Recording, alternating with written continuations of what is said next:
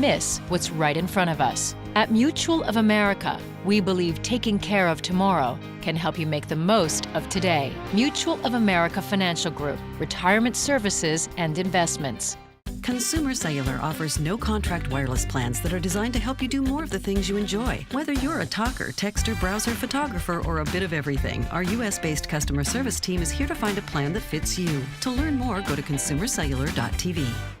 Additional support has been provided by the Corporation for Public Broadcasting, a private corporation funded by the American people, and by contributions to your PBS station from viewers like you. Thank you. We are bringing you our broadcast again tonight from remote locations across the country. This Sunday, the world continues to battle the coronavirus pandemic. There are a lot of developments, and there are many people looking for solutions big and small. Let's get started with today's top news. Hospitals and emergency teams are struggling to save the lives of thousands of patients as the coronavirus sweeps through the country. There are now more than 312,000 confirmed cases of COVID-19 in the U.S. More than 8,500 people have died. Dr. Anthony Fauci of the National Institutes of Health this morning. I will not say we have it under control, Margaret. That would be a false statement. We are struggling to get it under control, and that's the issue that's at hand right now. Yesterday, President Trump warned that the worst is yet to come. This will be probably the toughest week between this week and next week, and there'll be a lot of death, unfortunately, but a lot less death than if this wasn't done, but there will be death. But the president also repeated his desire for people to return to work soon. At least a quarter of the economy has, quote, gone idle in the wake of the pandemic, according to an analysis conducted for the Wall Street Journal. In New York, the number of deaths rose again today. Governor Andrew Cuomo said the good news is that the number of deaths overall and new coronavirus admissions to hospitals is dropping. But he cautioned the medical system is still over capacity. We're dealing with this curve today and this intensity, and then nationally, we shift the resources to the next place that is most impacted, right? Just what we're doing in New York City, in New York State on a microcosm, we shift resources from the Bronx to Brooklyn to Queens to Nassau, shift national resources and state resources from New York to Florida to Illinois, whatever is next on the curve. Former Vice President Joe Biden said the Democratic convention, already postponed to August, may have to be a virtual convention. We may not be able to put 10, 20, 30,000 people in one place, and that's very possible. I think you just got to follow the science, listen to the experts, listen to the Faucis of the world. Around the world, as of this afternoon, there are more than 1.2 million confirmed cases. Officials in Britain reported 621 deaths from coronavirus today, and nearly 48,000 people in the UK are infected, including Prime Minister Boris Johnson and the heir to the throne, Prince Charles. In a speech broadcast to the nation today, 93-year-old Queen Elizabeth acknowledged the pain that many are going through and said, quote, "Those that come after us will say that the Britons of this generation were as strong as any." And in an empty St. Peter's Basilica, Pope Francis celebrated Palm Sunday and the beginning of Holy Week. The ceremony would usually have been held outdoors, with tens of thousands of pilgrims carrying olive branches. The tragedy that we are experiencing in these days summons us to take seriously the things that are serious and not to be caught up in those that matter less, to rediscover that life is of no use if not used to serve others. For all of our coverage of the coronavirus outbreak in the U.S. and around the globe, visit pbs.org/newshour.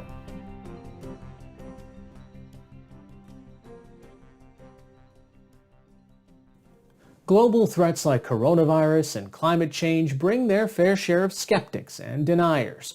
Harvard University science historian and Professor Naomi Oreskes studies how undermining public trust in science can lead to poor decision-making. She's the author of several books, including Why Trust Science, and I recently spoke with her from her home in Boston, Massachusetts.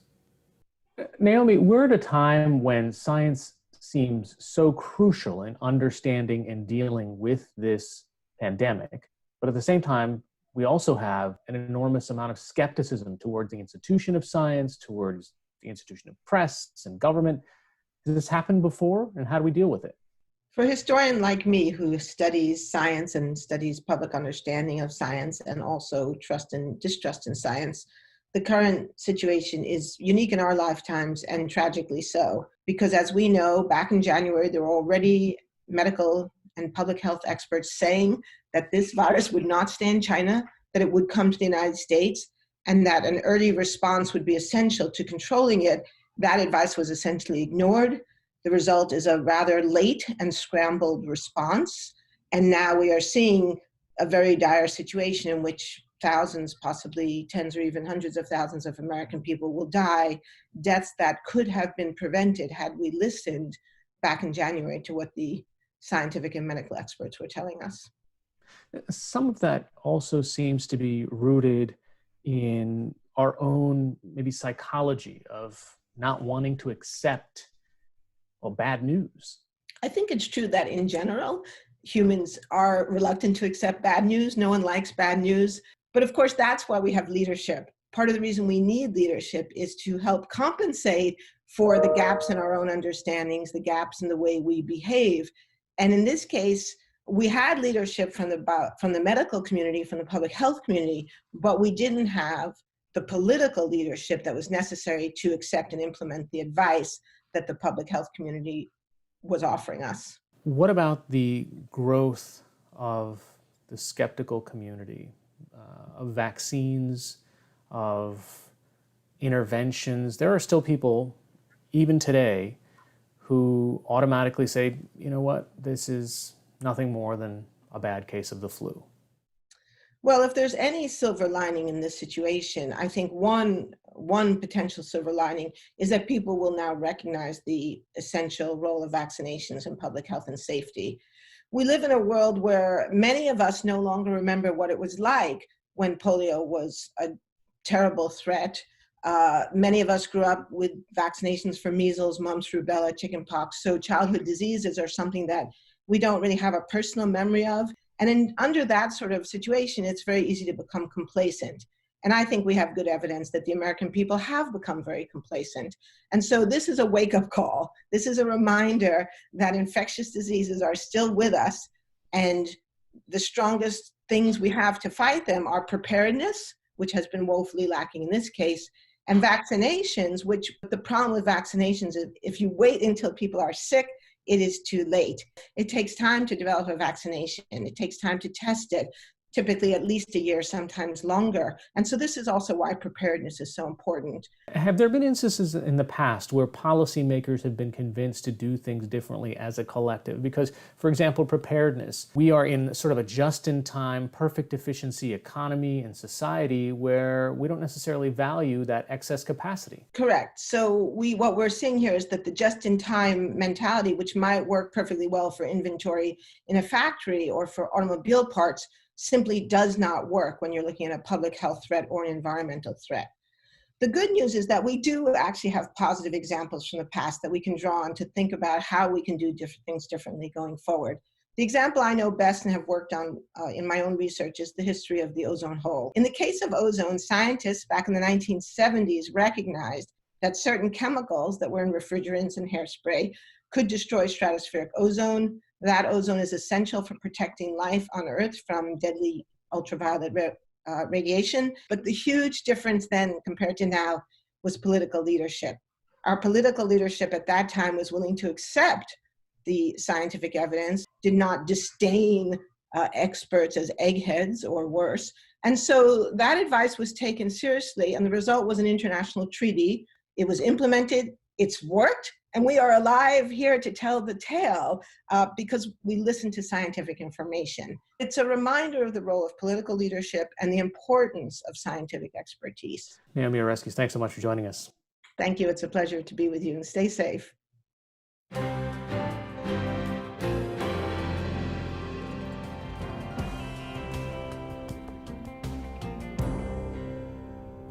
For those Americans living in rural communities and even small towns, a visit to the doctor can turn into a full day's trip. To lessen that burden, in recent years, some physicians began to see their patients online. The practice is known as telehealth, and in the age of the coronavirus pandemic, it has suddenly become more important than ever. NewsHour Weekend's Maury Rothman has our story. It's part of our ongoing series, Chasing the Dream, Poverty and Opportunity in America. Mississippi has a lot of small towns, and Lena might be the smallest, with a population of less than 200. But that's the perfect size for 73-year-old Esther Denson. It's a big difference, I guess, but I love the country. I just love being out here. Like many rural areas, Lena has no hospital. That's the only drawback of living in the country. You're not near a facility, and if you have a heart attack or something, you might die. Denson has type 2 diabetes. When she needs to visit the doctor, it's an hour's trip each way. She used to have to make that trip every 3 months, but not anymore. These are the strips I use right here. Now she uses a tablet to check her blood sugar 3 times a day. She's part of a trial run by the University of Mississippi Medical Center. It's testing. Ooh, I'm up slightly. I'm usually 114, something, but I'm up to 137. Denson's nurse, Cindy Broom, keeps track of Denson's blood glucose from her office 40 miles away and checks in with her if she spots a problem. Her numbers come to us. We're able to review it on our dashboard, but we're really looking for a pattern of, is she coming down, is she going up, or is it up and down, up and down? Yesterday's blood sugar, 104. Because of the trial, Denson sees the doctor half as often as she did before. It's part of a larger effort to increase care for rural patients in Mississippi, where access to healthcare is a major problem. Mississippi is a state that has a lot of healthcare issues. We're ranked at the top of all the bad lists and at the bottom of most of the good lists. Michael Adcock led what's known as telehealth at the University of Mississippi Medical Center in Jackson for the past 4 years. We have a very high incidence of chronic disease burden, and we have the lowest or the next to lowest number of providers per capita in the United States. So we don't have enough providers, and we have a very sick population in most cases. So it's a bleak picture in a lot of ways, but that's also what helped push us into telehealth. So this is our electronic ICU. Okay. So we're monitoring patients in the intensive care setting. The medical center began offering telehealth services to faraway patients in 2003 because in Mississippi, a good number of patients are far away. When I think of, if I'm sick or if I have an emergency, I live in New York, I go to the nearest hospital. Right. How is that different here in Mississippi for folks if they're not right in Jackson? Sure. So Mississippi has one level 1 trauma center. It's in Jackson. We have one children's hospital. It's in Jackson. We have one school of medicine. It's in Jackson. So all of these things are located in Jackson. There's some great medical centers, but they're all in the populated areas. And a very large percentage of the population lives outside of those populated areas. So it creates a barrier to care. When you have poverty and you have rurality, it makes it sometimes difficult to be able to even get to the provider's office, much less go to the hospital that may be an hour and a half or 2.5 hours away. It might as well be in another state or another country. Many of our patients don't even have their own transportation, so they may have to rely on a neighbor or a cousin or a friend to bring them to their appointments. Shannon Fryery is the director of telehealth at North Mississippi Medical Center in Tupelo, Mississippi.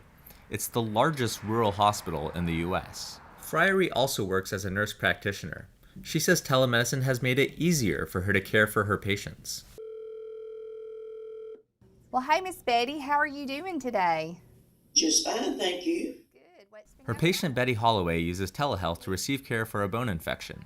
Fryery can remotely discuss medication, view lab work, and using a stethoscope and camera connected to the internet, not only listen to Holloway's heartbeat, Sounds really good. but also inspect any wounds her patient may You have. still got a little scab there, don't you? You don't think about it, but when you're in pain, it's not easy for you to sit or stand. Getting in and out of your house to a car, to get in and out, to come into a clinic. Specialists like mental health practitioners are a rarity in remote areas. We are one of the lowest ranked states in services available. There is about, depending on what year you look at, it's about 4 to 6 psychiatrists per 100,000 people. That's in contrast with, for example, Washington, D.C., which has about 24. So we're at the very bottom. Over the time that we have been talking and knowing each other, how do you think... Dr. Demetrio Prota is based in Tupelo, but can reach his patients wherever they are through telepsychiatry. Prota says patients show up to more appointments when given the option of telepsychiatry. So as providers, sometimes In a conversation this week, Shannon Friery said because of the COVID-19 pandemic, telehealth has been thrust into the medical spotlight. We do need to be cautious at times, but I think this virus has really thrown telehealth in the forefront and has really helped some providers who had some concerns about, is this really a good way to offer patient care, where they certainly see the value. Mississippi doctors aren't alone in adjusting to the COVID-19 pandemic. Before the pandemic, there were few states that allowed patients to see a doctor from their home via telehealth. But now, most have waived those restrictions. That makes sense to Friery. Now that we're trying to limit patients, especially those vulnerable patients, so non-essential visits, we don't want those patients to come into our clinic and risk exposure, not necessarily in our offices, but just getting out and about, getting in town, stopping to get gas, doing other things that they might be tempted to do. We really, really, really need people to stay at home. And so we are now able to do a virtual visit into their homes using some of those platforms that are available. But telehealth is not a panacea. In Mississippi, as with many states with large rural populations, a major obstacle to its expansion is lack of high-speed internet access.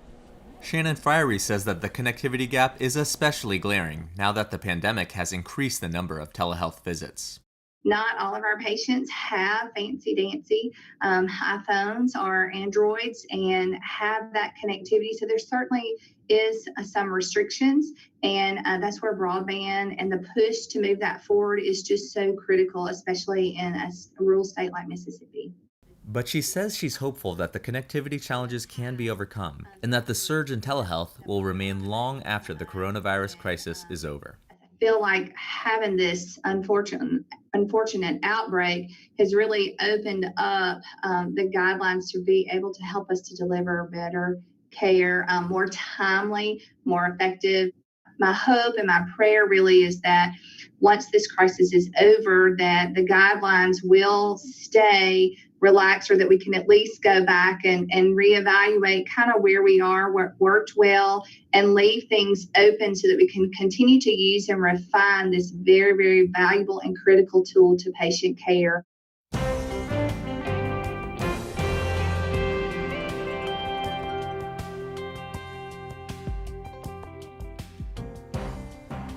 Juggling both work and parenting can be trying under the best of circumstances. Being a parent and suddenly working from home with your kids studying at home too, well, that's another story. With millions of Americans suddenly finding themselves in that position, NewsHour Weekend Zachary Green sought some advice from writer Kimberly Harrington, who's worked and parented from home for the past 11 years. Her latest piece for New York Magazine's The Cut is titled, "Now is the Perfect Time to Lower the Parenting Bar." Could you just start by telling us a little bit about what it was like for you when you first started working from home? The biggest mistake I made when I started working from home was trying to just replicate what it was like to work in an office. It was right at the height of the crash in 2009. And at the time, my kids were 3 and 5. So when we're in an office, we have a structure, we're with other adults, we kind of know how things are going to go. We don't schedule a work day depending on when everyone's in a great mood or is like really well rested or had breakfast. Really what I learned was I had to really structure as much as possible, structure what I was doing around what were going to be the best times of day for them, when they were going to be rested, when they were going to have a little bit more energy or a little bit more ability to focus. So how do you balance working from home and parenting from home, especially now when, I don't know what the situation is with your kids, but I know my kid is now home every day. Is there balance? is a great question. I don't think balance is possible. I don't think most parents would think balance was possible even before this happened. Sort of the gold standard of stories in our family is when I had my kids at home and I was in a massive conference call for a Super Bowl commercial presentation. So really professionally, one of the most important calls I've probably ever been on as a writer and a creative director. And my kids at that point really knew the rule that, you don't interrupt me unless someone is bleeding. And I heard at one point in this call, this massive scream from the other room and my daughter coming in with a Post-it, and the Post-it read, "He's bleeding." And then I And then I had to try to stay on the phone and walk out, look at my son, who basically they were horsing around on the couch, and he got a knee in the nose and ended up with a bloody nose. And I had to basically look at him and go, not bad enough. And I just backtracked down the hall and continued my call. So, oh yeah, I've been there. So my wife is a teacher, and a lot of her students' parents are writing to her with their concerns about how they're going to be educating their kids during this time when the schools are all closed. What would you tell those parents based on your own experiences? I think it's really important to realize you can't instantly be school. Even in good times before this all happened, parents in this country felt really overwhelmed. And I think what parents really need to remember is it's unrealistic to think that you're going to suddenly be able to do another job that you're not trained for. Even the teachers I know can't balance all of this. And I think what really immediately overwhelmed parents was this idea that we had to replicate a 7 to 8 hour school day. And, I think if you get a little bit done and you're able to have the afternoon off, that's a very reasonable benchmark. Any words of advice or comfort you could give us right now as we're all sheltering in place? I think the really big thing to think about, and I have to remind myself of this all the time, is feeling grateful to still be making money while being at home. And that's not an option for a lot of people right now. It's there are a lot of people on the front lines doing brave, dangerous work right now and putting themselves at risk. That's a great place to focus your gratitude and it helps put it all in perspective, I think.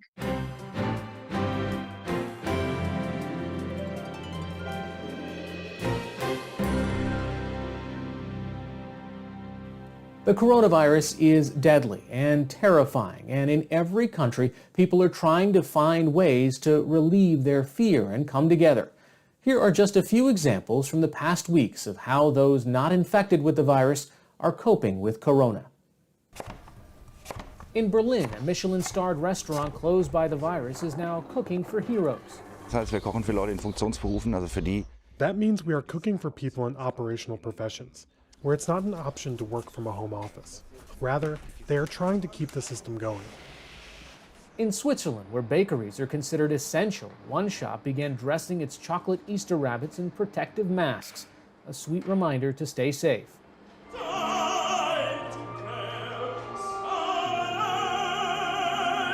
In Paris, an opera singer opens his window each evening to serenade his neighbors, bringing a message of strength and hope. C'est le premier. Restez chez vous. Stay at home, please. Like that you help. Vous aidez tous les médecins, tous ceux qui nous soignent. You are helping all the doctors, all those who are caring for us. The second message is that we can have plenty of solidarity even at home. There are lots of little things we can do because the whole world, the whole universe, is living in this tragic situation. And everyone can share their voice. For me, it's with singing, but others could bring something else. And in Chile, a young man with an accordion plays outside his parents' window every day. As they waltz in their voluntary isolation, they say his music is a gift from God. I'm here visiting my parents because with this pandemic, they've been staying locked up. We've done that to safeguard their health, and I come to keep them company every day. I play for them. I play a little bit of music, I talk to them, and we try to have a nice little moment. And when I leave, my heart is full, and they are happy.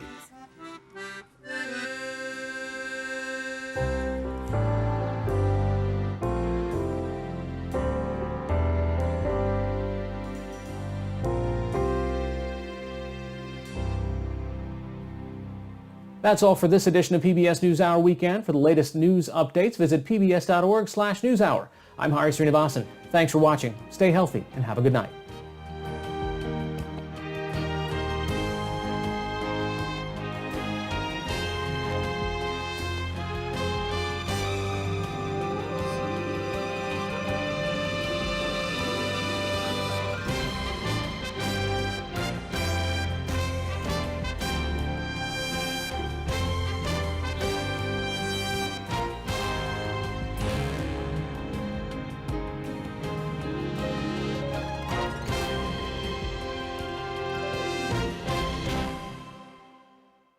PBS NewsHour Weekend is made possible by Bernard and Irene Schwartz, Sue and Edgar Wackenheim III, the Cheryl and Philip Milstein family, Rosalind P. Walter, Barbara Hope Zuckerberg, Charles Rosenblum. We try to live in the moment to not miss what's right in front of us. At Mutual of America, we believe taking care of tomorrow can help you make the most of today. Mutual of America Financial Group, retirement services and investments. Additional support has been provided by the Corporation for Public Broadcasting, a private corporation funded by the American people, and by contributions to your PBS station from viewers like you. Thank you.